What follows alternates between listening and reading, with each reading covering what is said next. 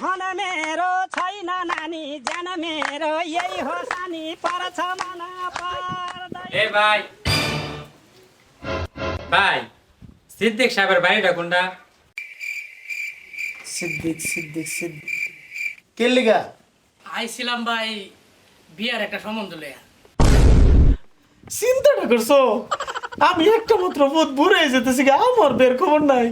বুড়া বয়সে আমার বিয়ে করবো না সম্বন্ধ না। আমার এমনি তুই একটা পাও গেছি খুব বুড়ো। ওই ভাই আপনি কাগরের সম্বন্ধ করবেন শুন, ওর মতো একটা গাঞ্জা খায়, ডাইল খা, মদ খায়, হিরোইন খায়, সব খা।